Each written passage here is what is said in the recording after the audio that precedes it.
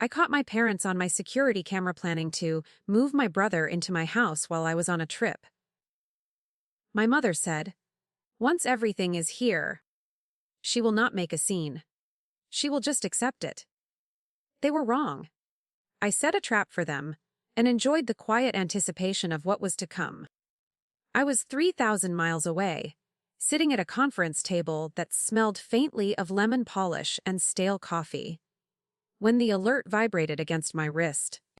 I glanced down, expecting the standard. Doorbell pressed.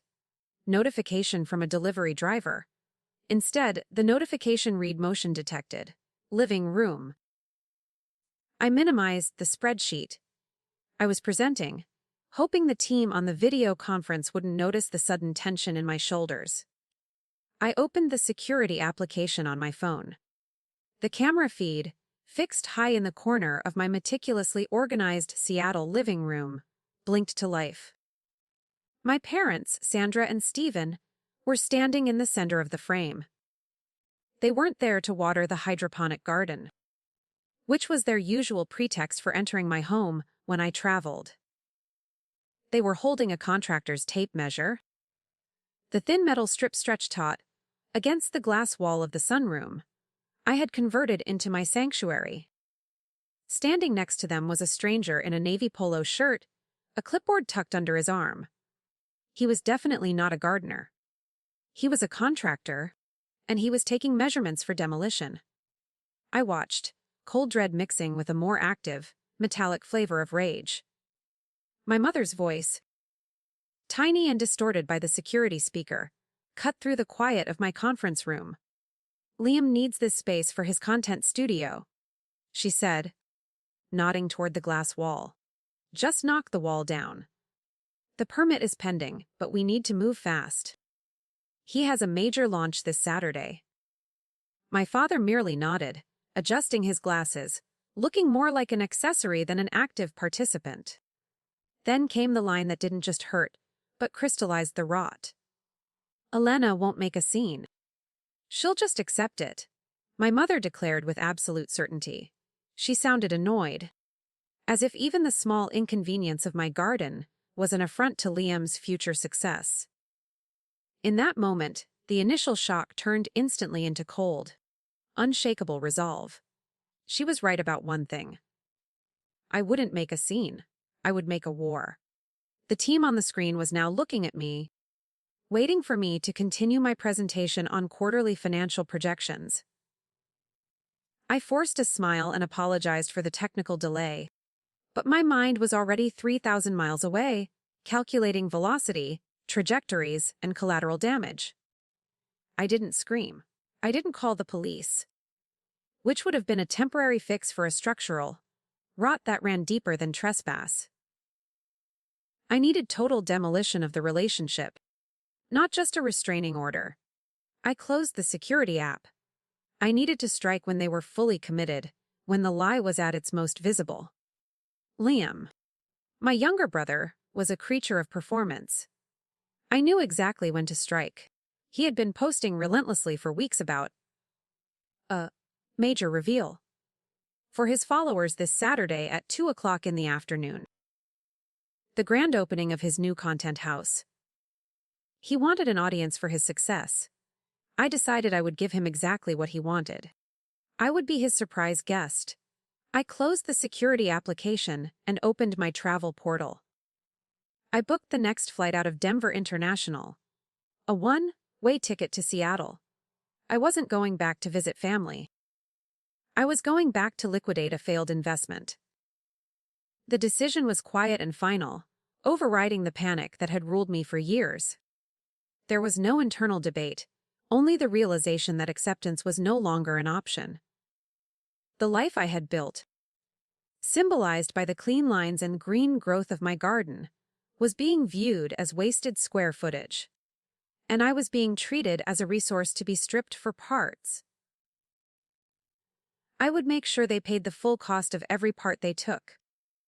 The flight to Seattle was a physical necessity, a 3,000-mile commute to a confrontation I should have had years ago. I settled into the window seat. The cold, analytical part of my brain taking over completely. There would be no crying, no mourning of the fragile, false peace I thought I had with my family. My only goal now was to quantify the cost of their betrayal. I purchased the airplane's Wi-Fi package. The transaction a cruel echo of the many payments I had made over the years. I opened my laptop, the screen reflecting the high-altitude clouds outside. It was time to organize the archives. I needed to move beyond the emotional violation and deal only in facts. I created a new folder on my desktop and named it simply the ledger. This wasn't a bank account. It was the autopsy of a relationship, and I started pulling the files. The process was sickeningly easy because I had always been so meticulous. Bank statements from 5 years ago. Venmo histories with cryptic, panicked notes attached. Signed, if often disregarded, agreements for business loans that were never repaid. The initial large transactions were the easiest to isolate, sitting like granite headstones in the financial record. There was the $4,000 from 5 years ago for Liam's industry standard podcast equipment, which now undoubtedly gathered dust in my parents' basement. The $7,000 for the drop shipping business that never shipped a single product. The funds evaporating before the website even went live. Then the most painful to recall. The $10,000 for a car down payment because he needed reliable transportation to get to job interviews he never attended. I dragged and dropped every single transaction into the folder. The spreadsheet was a living document of my self-betrayal. With every new row I added, detailing another emergency rent transfer or another must-have piece of equipment for his fleeting careers, the weight in my chest grew heavier. This wasn't just my money, it was years of my labor, my sleep, and my future, siphoned off by a willing family. I looked at the subtotals. 4,000, 7,000, 10,000. Each number was a moment when I had chosen to prioritize their comfort over my own security. I reached the final total on the spreadsheet. $115,000. The number was staggering when I looked at it all at once. Stark and quantifiable. That wasn't brotherly support, not even close. That was embezzlement, and my parents hadn't just enabled it. They had facilitated the theft of my future to fund his delusions. And now, they were literally measuring my walls for destruction to reward him further. I leaned back, staring out the window at the shifting clouds. For years, I had treated my family like a charity case, convinced that my financial stability was a resource I owed them. I thought that if I only gave enough, if I was only successful enough, they would finally see me as valuable. I thought I could buy my way into being a valued member of this family. But looking at the cold, hard numbers on the screen, I finally accepted the truth that had always been too painful to articulate. I wasn't a valued family member. I was just an asset they were ready to strip for parts when a newer, more pressing need arose. The anger that had burned in my chest when I first saw the security feed cooled into something solid and heavy, like a stone I could wield. I didn't need to scream or plead. I had the facts. I had the ledger. I closed the spreadsheet. The banking war was over, but the final, personal war was about to begin. I didn't fear the confrontation anymore. I was looking forward to it. They wanted to break down my walls. Fine. But they forgot that I was the one who had built the foundation, and I knew exactly where to place the charges to bring the whole thing down. The spreadsheet I called the ledger had provided the total number, $115,000. Now, as the plane began its gradual descent toward Seattle, I forced myself to scroll through the history, not for accounting purposes, but for psychological truth. I needed to know why I had allowed the theft to happen. I needed to understand the mechanism behind my own compliance. It was staggering when I looked at it all at once. 5 years of relentless financial bleeding. There was the $20,000 earmarked for Liam's lifestyle brand launch party, an event that consisted of him buying expensive tables at a nightclub for people who didn't even know his name. There was the $8,000 for an emergency rent payment when he claimed his roommate had stolen his money. I found out later the roommate had moved out 3 months prior, and Liam had been spending the money on high-end electronics. There were endless transfers of $500, $1,000, and $2,000, often coming with panicked midnight calls from my mother. They were bleeding me dry slowly, quietly, making sure no single transaction was large enough to trigger an alarm, but the cumulative effect was catastrophic. I closed my eyes and pictured my house. Specifically, I pictured the sunroom I had converted into a hydroponic garden. It was my sanctuary. I had spent months researching nutrient solutions and lighting cycles, building that space from the ground up. It was the only place in the world where I felt completely at peace, surrounded by the quiet hum of water pumps and the clean scent of basil and mint. This was a living system that required patience, care, and respect. Everything my family lacked. And they were preparing to destroy it with a sledgehammer. Preparing to destroy it with a sledgehammer. To them, my peaceful, living, breathing garden was just wasted square footage. They wanted to replace it with ring lights, green screens, and a neon sign that screamed, Liam's World. They wanted to turn my temple of silence into a factory of noise. For years, people, usually exasperated friends, had asked me why I did it. Why did I keep writing the checks? Why did I keep answering the phone? Looking at the numbers now, I finally understood the truth about my own behavior. It wasn't generosity. It wasn't even love. It was a trauma response. I had been forging the links of an invisible chain my entire life. Growing up, I learned that my parents' affection was a volatile currency. If I wasn't useful, I was invisible. If I wasn't solving a problem, I was creating one. So I learned to fawn. I learned to anticipate their needs and pay for their approval before they even asked. I had convinced myself that if I just paid enough, if I was just successful enough, I could buy my way into being a valued member of this family. The $115,000 wasn't a loan. It was a survivor's tax, protection money I paid to the people who were supposed to protect me. I thought the money was a bridge connecting us, but in reality, it was a wall. As long as I kept paying, they didn't have to see me as a person with needs or boundaries. They only had to see me as a resource. But the bank was closed. The subscription had expired. I looked at the security app on my phone one last time. I could see them moving inside my house, preparing for Saturday's launch. They were laughing. My mother was pointing at my grandmother's vintage armchair, instructing Liam to drag it out to the wet lawn to make room for his equipment. They looked so comfortable in their theft. They thought they owned me because I had spent a lifetime letting them rent me. I shut the laptop with a definitive snap. The time for reflection was over. I wasn't just going to evict them from my house. I was going to evict the scared little girl inside me who thought she had to pay for the privilege of existing. I was ready to go home.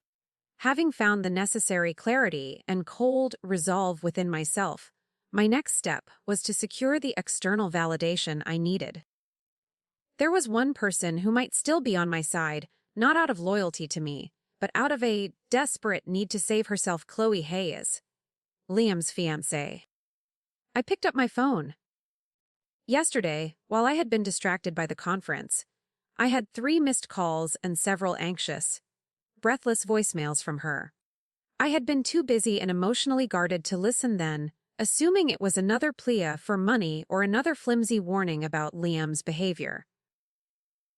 Now, I understood the desperation in her voice.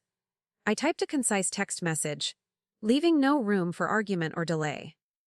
I saw the security feed. I know what they are doing. I am landing in 2 hours. Do not tell them I am coming. Meet me at the airport. 3 dots appeared instantly, indicating she was typing.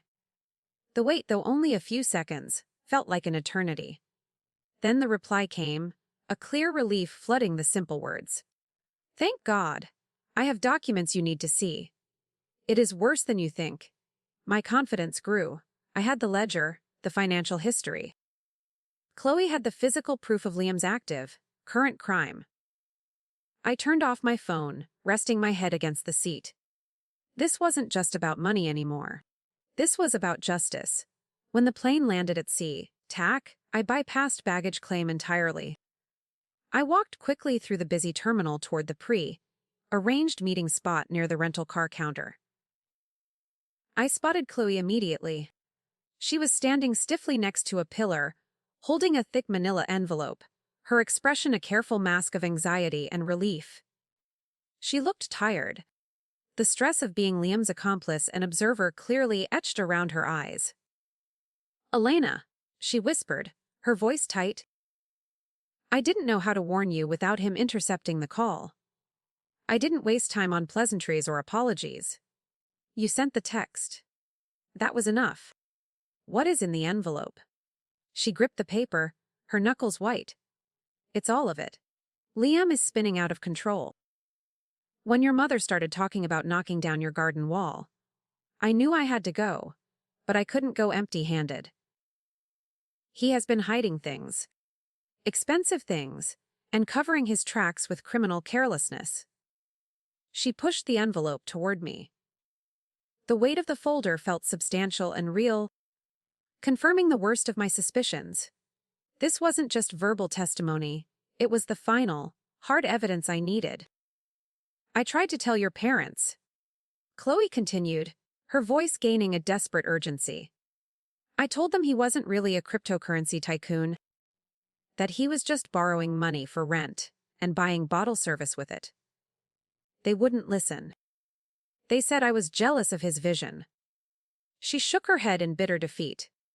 They are too deep in denial. They think they can protect him from anything. They won't be able to protect him from this, I said, placing the envelope securely into my carry-on bag, right next to the laptop containing the ledger. The contents of the bag represented my entire case, both factual and damning. It is worse than you think. Chloe repeated, her eyes darting nervously toward the exit. He didn't just spend the money you gave him. He started stealing in ways that crossed the line from selfishness to felony. You need to look at the paperwork immediately. I need to get out of here before he checks my location. I gave her a small, grim nod. You told me when it mattered, Chloe. Thank you. Now go. You've played your part. She turned and rushed away, her departure confirming her fear and her sincerity. I watched her go, then walked to the rental car counter. I had an ally, and I had the proof. The anger that had been burning in my chest was now cooled and distilled into pure, strategic focus. The time for preparation was over. It was time to execute the final act. I sat in the rented car 3 blocks away from my own driveway, waiting. The black sedan was parked discreetly beneath the dense canopy of an old maple tree, shielding me from view. My laptop was open on the passenger seat, the screen glowing with the spreadsheet I had named the ledger. I watched the digital clock on the dashboard tick toward 2 o'clock, the appointed time for Liam's grand performance. The spreadsheet was a complete autopsy of my relationship with my family, quantified in cold, hard rows and columns. I scrolled through the 5 years of history, the $115,000 a staggering total, when examined all at once. There was the $20,000 for the launch party, a memory now only of noise and wasted ambition. There was the $8,000 for the fraudulent rent payment. There were endless, quiet transfers, bleeding me dry slowly, steadily. I closed my eyes and pictured my house again, specifically the sunroom. It was my sanctuary, converted into a precise, living hydroponic garden. I had spent months perfecting the nutrient solutions and the lighting cycles. The space was always quiet, filled only with the low, steady hum of the water pumps and the clean scent of basil and mint. It required patience, care, and absolute respect. Everything my family lacked. They were preparing to destroy it with a sledgehammer. To them, my peaceful, complex, living system was simply wasted square footage. They were going to replace my temple of silence with ring lights, green screens, and a neon sign that declared, Liam's World. They wanted to turn my place of peace into a factory of noise and delusion. For years, I had accepted the narrative that I was a necessary provider, constantly asked why I kept writing the checks. Now, I understood my own mechanism. It wasn't generosity. It was the trauma response, the survival tax I paid for approval. I had convinced myself that if I just kept paying, I could buy my way into being a valued member of the family. The money was a wall, and as long as I kept providing, they didn't have to see me as a person. They only had to see me as a resource to be rented indefinitely. I looked at the security app on my phone one last time. I could see them moving inside my house. They were laughing. They looked so comfortable in their theft. They believed they owned me, because I had spent a lifetime letting them rent me. The sight cemented my resolve. I wasn't just going to evict them from the house. I was going to evict the scared little girl inside me who thought she had to pay for the privilege of existing. That child had spent too long funding the illusion. The bank was closed. The subscription had expired. I shut the laptop with a definitive snap, the sound echoing in the rental car. The noise was sharp and final. The fear of confrontation had completely vanished, replaced by an anticipatory focus. They wanted to break down my walls. They forgot that I was the one who built the foundation. And now I knew exactly where to place the charges to bring the whole thing down. I put the car in gear. It was 2 minutes to 2 o'clock. It was time to go home. I parked the rental car at the end of the block, the clock on the dashboard hitting 2 o'clock exactly. The invasion of my privacy was already underway.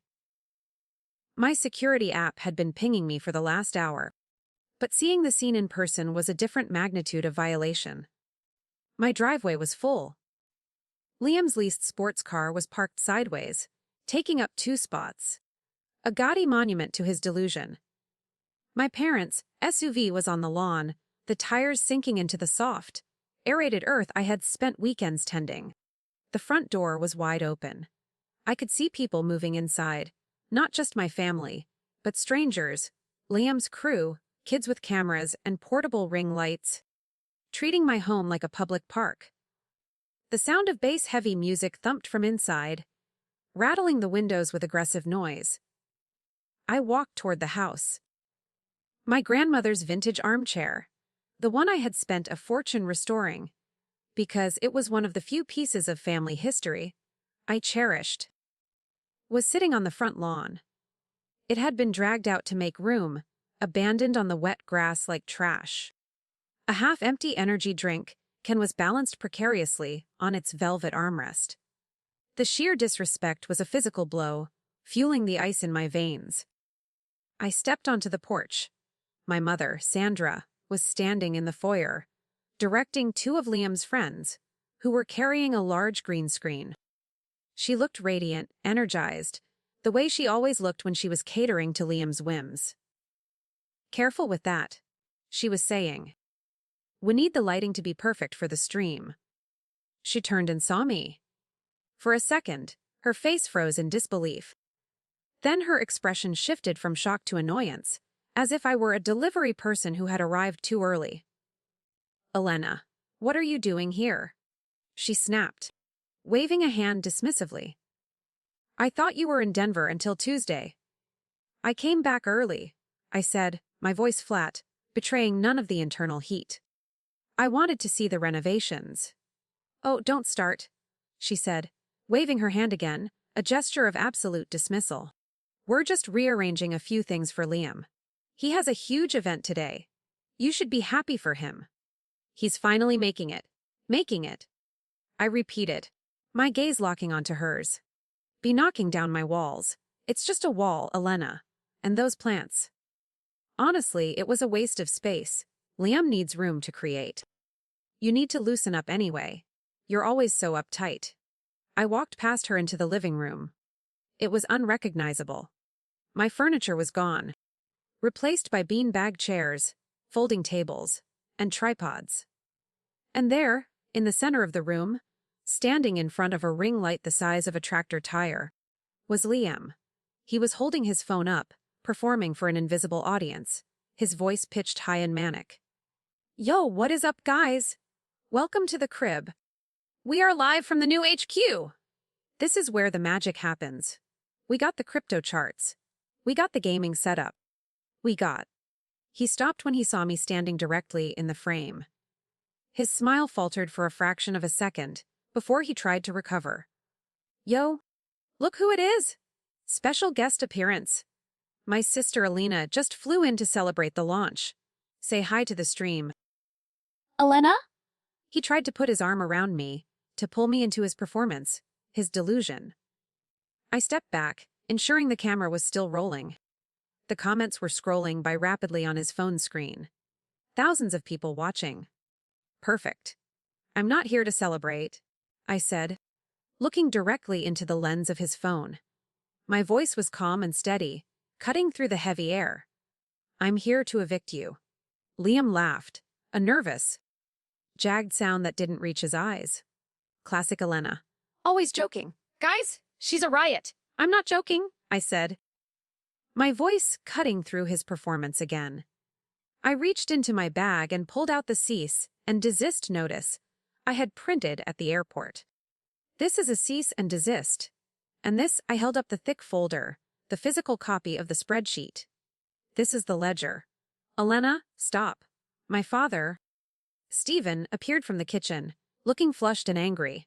You're embarrassing him. Put that away! No! I said. I turned back to the camera, addressing the unseen audience. For anyone watching, my name is Elena Stone. I own this house. Liam doesn't live here. He lives in our parents' basement. And the success he's bragging about. It was funded by $115,000 he stole from me over the last 5 years. The room went silent. The music stopped abruptly. Liam looked at the phone, then at me, his face draining of color. Turn it off, he hissed. Turn the stream off. Why? I asked. Don't you want your fans to see the real you? The one who borrows money for rent and spends it on bottle service. The one who needs his mommy to help him break into his sister's house. I opened the folder and pulled out the first bank statement. August 12th. $4,000 for podcast equipment. Never recorded a single episode. September 15th. $7,000 for a business license. The business doesn't exist. That's enough! My mother grabbed my arm, her nails digging into my skin. You are ruining his big moment. How can you be so selfish? I looked at her hand on my arm, then up at her face. Selfish? You're measuring my house for demolition while I'm out of town. And ever I'm the selfish one. We were going to tell you? She cried, desperation entering her voice. We just wanted it to be a surprise. A surprise? I countered. Like the time you surprised me by giving him my college fund. Or the time you surprised me by signing his loans with my credit. I held up the final, damning page from the ledger, the total amount in bold text. The number hung in the air, undeniable. Liam lunged for the phone, trying to end the stream, but he fumbled it. It clattered to the floor, screen up. Still broadcasting the wreckage of his life to thousands of people.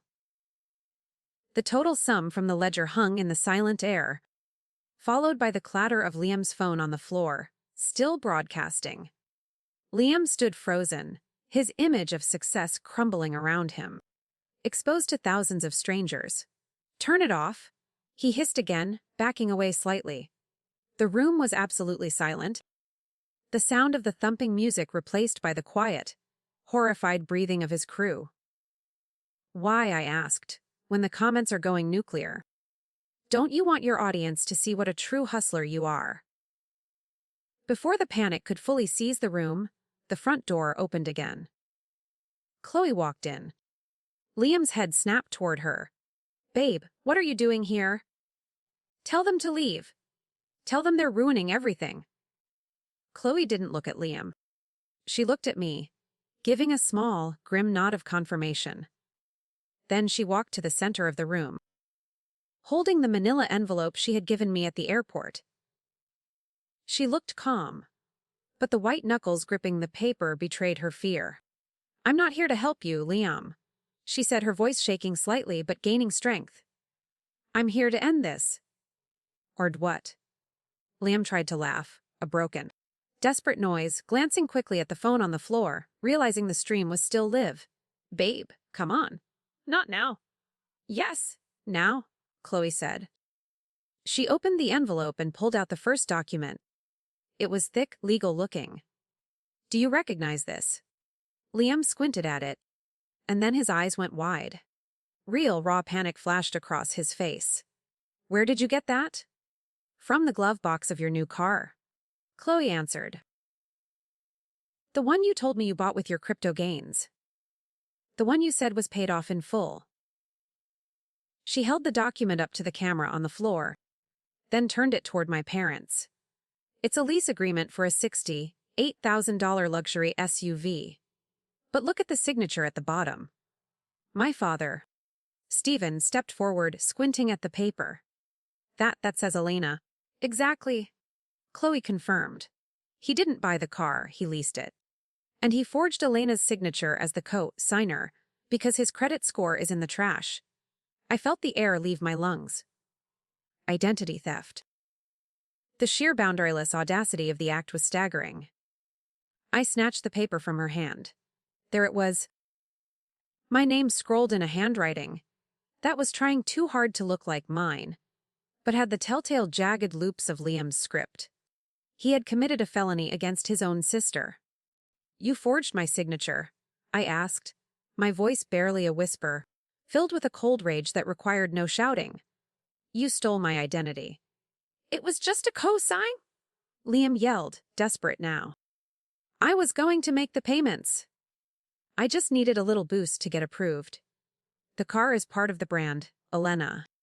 You have to spend money to make money. You committed a felony, I stated. That's not spending money. That's fraud. But Chloe wasn't done. She reached back into the envelope. There's more? She said. And this time, she looked at my parents with a flicker of genuine pity. Sandra Stephen. Do you know you have 3 credit cards maxed out in your names that were opened 6 months ago? My mother blinked, confused. What? No, we don't. We only have the one card for emergencies. Not anymore, Chloe said. Liam opened them. He used your social security numbers. He's racked up $40,000 in debt in your names to fund his lifestyle. He hasn't made a single payment. You're in default. Your credit is ruined. The silence in the room was absolute. My father's phone pinged. He pulled it out, frowning. It was a credit monitoring alert. He stared at the screen, scrolling through the alert, his face losing all color. He looked up at Liam, then at the papers in Chloe's hand. And finally he understood. You stole from us. My father whispered, the words trembling. After everything we gave you, after we mortgaged the house for your legal fees last time, you stole our identities. Liam was backing away now, shaking his head rapidly. I was going to pay it back once the crypto course took off.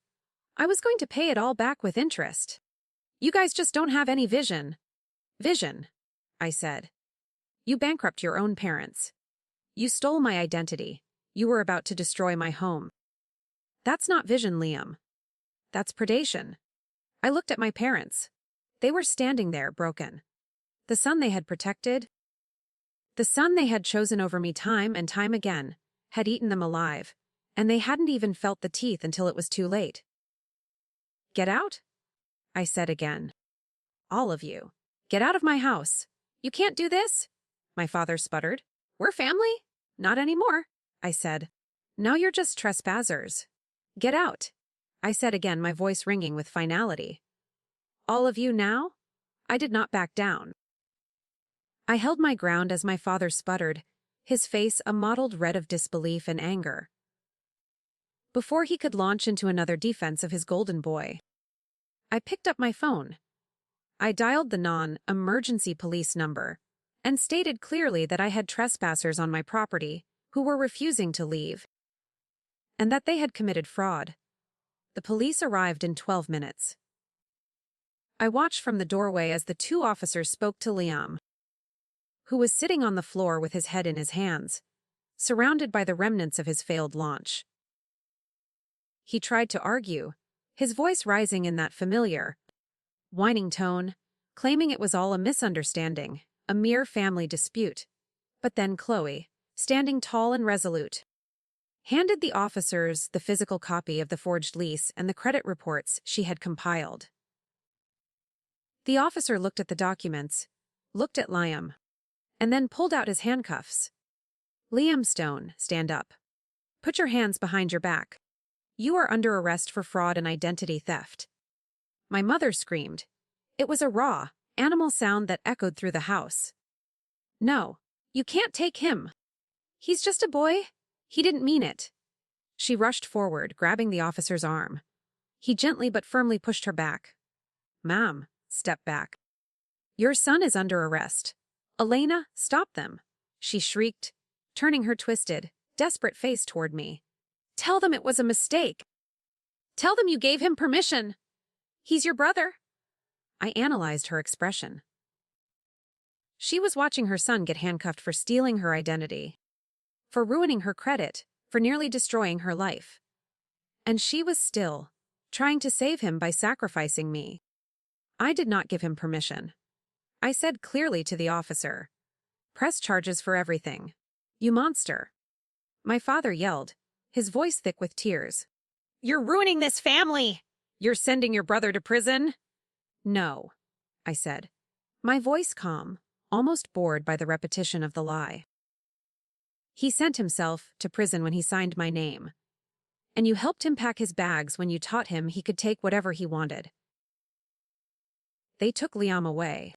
He was crying now, begging, looking at me with wide, terrified eyes. I felt nothing. No satisfaction, no pity, just the cold, clean feeling of a debt being settled. My parents stayed behind, huddled together in the living room amidst the wreckage.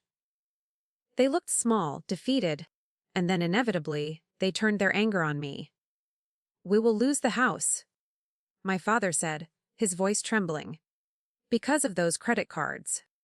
We can't pay them. We'll be homeless, and it's your fault." "My fault?" I asked. "Did I open the cards? Did I spend the money?" "You called the police," he shouted. "We could have fixed this. We could have worked something out. Now he has a record. Now we have nothing." I looked at them and finally understood. It was easier to blame me, the functional daughter, than to admit that their love was a weakness their favored son had exploited. It was easier to make me the villain than to admit the fools they had become. "I am issuing you a formal trespass notice," I said.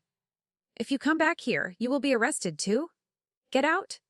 "You can't do that," my mother whispered. "We're your parents." "You were my parents," I said. "Now you're just the people who broke into my house." I walked to the front door and held it open. They stared at me for a long moment, waiting for me to crack. But the daughter who always fixed things was gone. I had evicted her, too. They stumbled out. I managed the exit protocol. The door clicked shut, sealing the perimeter. Then I engaged the deadbolt. The click echoed in the silent house like a gunshot.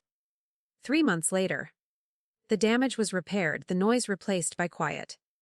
3 months later, the glass wall is still standing. The contractor's measuring tape is a distant memory, replaced by the steady rhythmic drip of the nutrient feeds. My hydroponic garden isn't just surviving, it's thriving. The basil has grown so thick it brushes against the glass, and the scent of mint and lemon balm fills the air. clean, sharp, and entirely mine. I poured 3 cups of tea, using the peppermint leaves I had harvested that morning. Aunt Susan, my mother's older sister, had called me a week after the arrest. She was the only extended family member who saw the situation clearly, and she offered a quiet, non-judgmental stability I desperately needed. I wasn't alone. Aunt Susan was sitting in my grandmother's armchair, which I had rescued from the lawn and professionally cleaned. Next to her was Chloe. She wasn't wearing an engagement ring anymore. My hydroponic garden isn't just surviving, it's thriving. The basil has grown so thick it brushes against the glass, and the scent of mint and lemon balm fills the air. Clean, sharp, and entirely mine. I poured 3 cups of tea using the peppermint leaves I had harvested that morning. Aunt Susan, my mother's older sister, had called me a week after the arrest. She was the only extended family member who saw the situation clearly, and she offered a quiet, non-judgmental stability I desperately needed. I wasn't alone. Aunt Susan was sitting in my grandmother's armchair, which I had rescued from the lawn and professionally cleaned. Next to her was Chloe. She wasn't wearing an engagement ring anymore. I poured 3 cups of tea using the peppermint leaves I had harvested that morning. I wasn't alone. Aunt Susan was sitting in my grandmother's armchair, which I had rescued from the lawn and professionally cleaned. Next to her was Chloe. She wasn't wearing an engagement ring anymore. I heard from my sister yesterday, Aunt Susan said, looking out at the rain. The bank finalized the foreclosure on Tuesday. They're moving into a 2-bedroom apartment near the airport. It's small. Are they okay? Chloe asked, though her voice was guarded. They're alive, Susan said. They're still paying for Liam's lawyer. And they're still telling anyone who will listen that Elena stole their retirement. I took a sip of tea. The liquid was hot, grounding. I waited for the guilt to come, for that familiar, suffocating weight that told me I was a bad daughter. But the guilt didn't come. There was only the taste of peppermint and the sound of the rain. Let them talk, I said. They need a villain. If blaming me helps them sleep at night in the bed they made, they can have that. It's the last thing I will ever give them. I walked over to my tomato vines. There was a yellowing leaf near the base of a healthy stem. It was draining energy from the fruit, clinging to the stalk, even though it was already dead. I took my shears and snipped it off with a clean, precise cut. I didn't lose a family. I pruned the decay so that I could finally grow. I changed my number this morning, I told them, dropping the dead leaf into the compost bin. They can't reach me anymore. Chloe smiled, a genuine, tired smile. Good. Peace suits you, Elena. It does, I said. I looked around my home. There were no ring lights. There was no screaming. There was just the quiet hum of the water pumps, the smell of life, and the people who actually saw me. I was the gardener, and my garden was finally free of weeds.